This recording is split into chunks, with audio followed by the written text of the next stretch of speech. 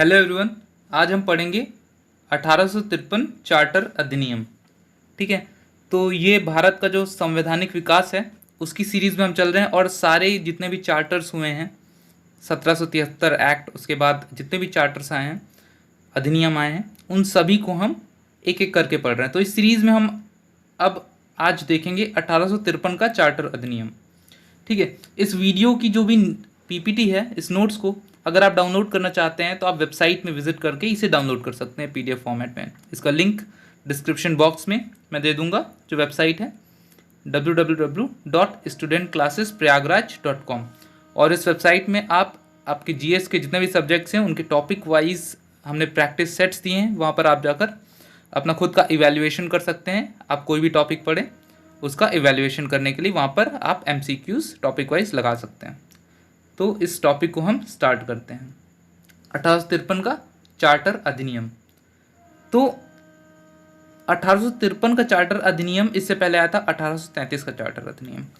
तो इस अधिनियम में पहली बार जो गवर्नर जनरल की परिषद थी, इसके विधायी यानी लेजिस्लेटिव एवं प्रशासनिक यानी एग्जीक्यूटिव, इन दोनों कार्यों को अलग किया गया। तो कोई भी जैसा अगर आप जानते हो तो लेजिस्लेटिव होता है जो लॉ बनाता है, एग्जीक्यूटिव होता है जो उन लॉ को इम्प्लीमेंट करता है, पॉलिसीज़ बनाता है। अभी तक जो ये दोनों ही काम गवर्नर जनरल की एग्जीक्यूटिव काउंसिल जो थी वो कर रही थी, यानी लेजिस्लेटिव के लिए कोई अलग से बॉडी नहीं थी। जैसे आज के समय में हम देखें तो लेजिस्लेटिव बॉडी हमारी पार्लियामेंट है, लोकसभा, राज्यसभा। यहाँ पर कानून बनाए जाते हैं, लॉज बनाए जाते हैं, और जो हमारे कैबिनेट मिनिस्टर्स हैं वो एग्जीक्यूटिव हैं। तो दोनों ही बॉडी सेपरेट हैं, दोनों के काम अलग हैं। लेकिन जब भारत में कंपनी का शासन था, अंग्रेजी सरकार का शासन था, तो उस समय गवर्नर जनरल की एग्जीक्यूटिव काउंसिल जो कि 1773 के एक्ट से बनी थी, वही ये दोनों काम कर रही थी। वही लॉ भी बनाते थे, पॉलिसीज़ बनाते थे, और उनके इम्प्लीमेंटेशन, उसकी देखरेख, इन दोनों को ही करने का काम उसी काउंसिल के पास था। अब इस एक्ट के तहत क्या हुआ कि लेजिस्लेटिव फंक्शंस के लिए कुछ स्पेशल मेंबर्स जोड़े गए, यानी लेजिस्लेटिव जो वर्क था, विधायी जो काम था, उसको एक अलग दर्जा दिया गया। उसके लिए अलग लोग आए यहाँ पर। ऐसा नहीं था कि जो लोग एग्जीक्यूटिव के तौर पे काम कर रहे हैं वही लेजिस्लेशन का भी काम करेंगे, वही लॉ भी बनाएंगे। अब ये जो दोनों फंक्शंस थे उन्हें अलग किया गया। परिषद में 6 नए सदस्य यानी पार्षद जोड़े गए, इन्हें विधायी सदस्य कहा गया। तो जो परिषद थी, जो गवर्नर जनरल की काउंसिल थी, उसमें 6 नए सदस्य जोड़े गए और उन्हें क्या बोला गया? उन्हें विधायी सदस्य कहा गया, लेजिस्लेटिव मेंबर्स कहा गया। अर्थात गवर्नर जनरल के लिए नई विधान परिषद का गठन किया गया, जिसे भारतीय विधान परिषद किया गया। यानी गवर्नर जनरल के लिए एक नई विधान परिषद, एक लेजिस्लेटिव काउंसिल, इसका गठन किया गया और इसे भारतीय विधान परिषद कहा गया। अब इसका काम क्या था? लॉज बनाने का काम इस विधान परिषद को दिया गया। परिषद की इस नई शाखा ने छोटी संसद की तरह कार्य किया। इस प्रकार विधायिका को पहली बार सरकार के विशेष रूप में के कार्य में जाना गया। ठीक है, तो परिषद की इस जो शाखा थी, इसने छोटी संसद की तरह काम किया। आज जो हमारे पास जो भारत में संसद है, उसका काम क्या है? उसका काम है लॉज बनाना, पॉलिसी और कानून बनाना। ठीक है, तो ये जो परिषद बनी थी, नई विधान परिषद, इसने एक छोटी संसद की तरह काम किया, क्योंकि इसमें सिर्फ मोस्टली 6 नए मेंबर्स थे, वही एक छोटी संसद की तरह काम कर रहे थे। इस 1853 में ब्रिटेन में, भारत में तो कंपनी का शासन चल रहा था, लेकिन ब्रिटेन में ये सारे ही फंक्शंस जो थे, वहाँ पर पार्लियामेंट और इस तरीके के जो इंस्टीट्यूशंस थे ऑलरेडी इस्टेब्लिश हो चुके थे। वहाँ पर लेजिस्लेटिव का काम जो था वो पार्लियामेंट कर रहा था, लेकिन भारत में जहाँ पर कंपनी का शासन था, ये व्यवस्था उन्होंने लागू नहीं की थी। इस एक्ट के तहत छोटे स्तर पर इस व्यवस्था को लागू करने का प्रयास किया गया, यानी लेजिस्लेटिव के लिए एक छोटी सी बॉडी बनाई गई। ये एक छोटे संसद की तरह इसने काम करने का प्रयास किया। तो इस प्रकार विधायिका को पहली बार सरकार के विशेष कार्य के रूप में जाना गया। विधायिका यानी जो लेजिस्लेटिव बॉडी थी, उसको सरकार के एक विशेष कार्य करने के लिए उसे बनाया गया। दूसरी बात, इसमें सिविल सेवकों की भर्ती एवं चयन हेतु खुली प्रतियोगिता की व्यवस्था, इसका आरंभ किया गया। इसके लिए 1854 में मैकाली समिति कि इसकी नियुक्ति की गई। ठीक है, तो 1853 के पहले 1833 एक्ट आया था, उसमें भी ये प्रयास किया गया था कि जो इंडियन सिविल सर्विस है उसको उसके लिए ओपन कंपटीशन रखा जाए और इंडियंस को भी उसमें पार्टिसिपेट करने का मौका दिया जाए ताकि जो भी पोस्ट हैं सिविल सर्विसेज की उसमें इंडियन भी अपनी भागीदारी दे सकें। लेकिन 1833 में वो जो प्रस्ताव रखा गया था वो पारित नहीं हो सका, उसका काफ़ी विरोध हुआ।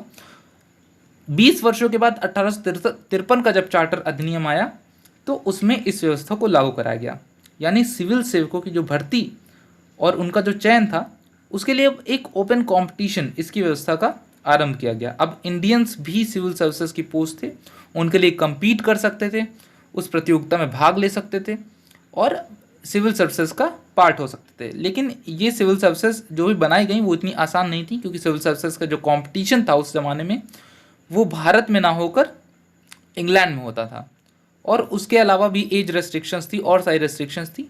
तो भले ही इसको ओपन कर दिया गया था लेकिन अभी भी इंडियंस के लिए सिविल सर्विसेज में पार्ट लेना या उसमें भागीदारी देना उतना आसान नहीं था। अब इस चीज़ को इम्प्लीमेंट करने के लिए, इसको लागू करने के लिए 1854 में मैकाले समिति इसकी नियुक्ति की गई, मैकाले कमेटी। इसके अलावा पहली बार भारतीय जो केंद्रीय विधान परिषद था, जो सेंट्रल लेजिस्लेटिव असेंबली थी, उसमें स्थानीय प्रतिनिधित्व इसका प्रारंभ हुआ। ठीक है, स्थानीय प्रतिनिधित्व का मतलब है कि लोकल रिप्रेजेंटेशन।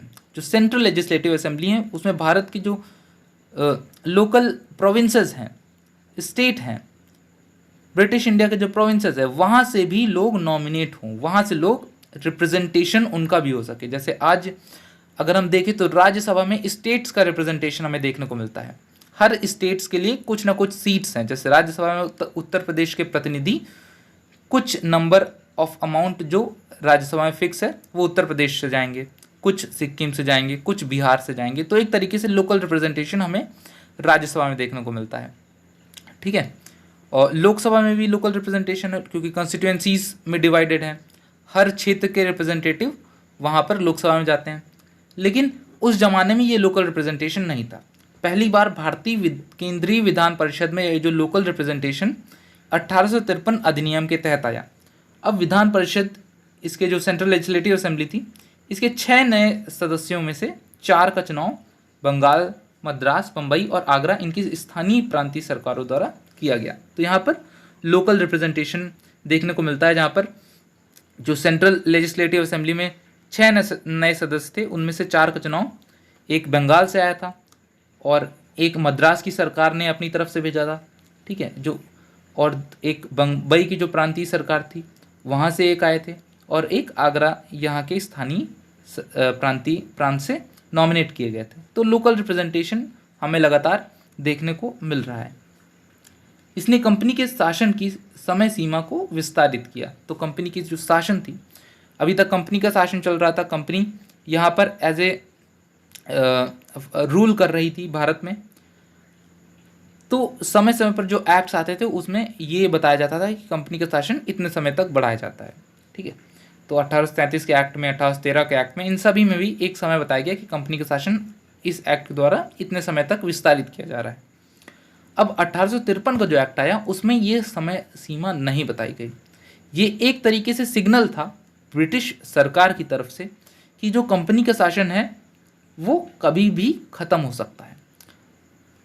और ऐसा हुआ भी। 1857 की क्रांति के बाद जब 1858 का एक्ट आया तो ईस्ट इंडिया कंपनी का शासन ख़त्म हो गया और डायरेक्ट ब्रिटिश क्राउन उसका शासन भारत में प्रारंभ हुआ। तो ये जो बात थी कि समय सीमा इसको निर्धारित नहीं किया गया था और जो इससे सिग्नल मिल रहे थे कि ब्रिटिश जो कंपनी का रूल है, ईस्ट इंडिया कंपनी का रूल, वो कभी भी ख़त्म हो सकता है, वो सच साबित हुआ। इसमें कोई निश्चित सीमा नहीं बताई गई थी कि इतने समय के लिए विस्तारित किया जा रहा है, इतने समय के लिए बढ़ाया जा रहा है।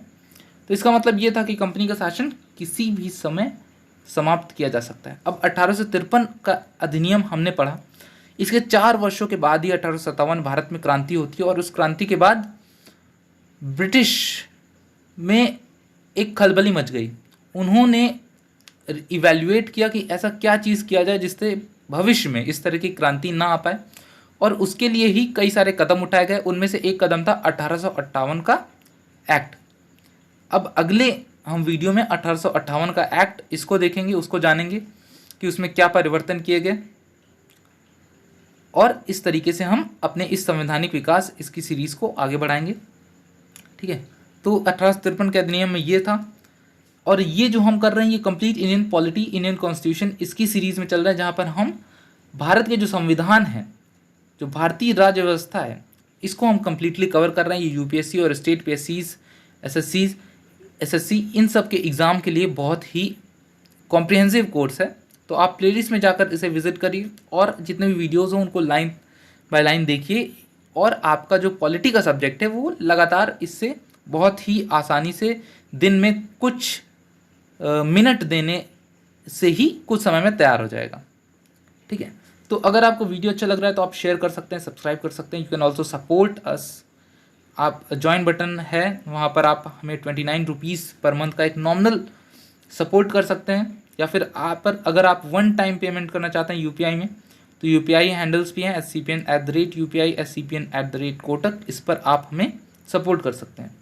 There are also paid courses, हम पेड कोर्सेज भी चला रहे हैं, ये उनके लिए है जो कि काफ़ी सीरियस हैं। ज्वाइन बटन पे 6000 प्लस क्वेश्चंस का प्रैक्टिस बैच है, इसमें जीएस, मैथ्स, रीजनिंग इसके हम प्रैक्टिस करा रहे हैं, और इससे आपकी प्रिपरेशन काफ़ी बेहतर होगी। जिन लोगों ने भी ज्वाइन किया है वो इसका फ़ायदा उठा पा रहे हैं, और वो अपने एग्ज़ाम्स में इसका रिजल्ट्स भी देख पा रहे हैं।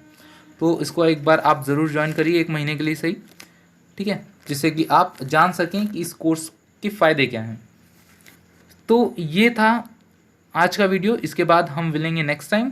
सो तब तक के लिए बाय।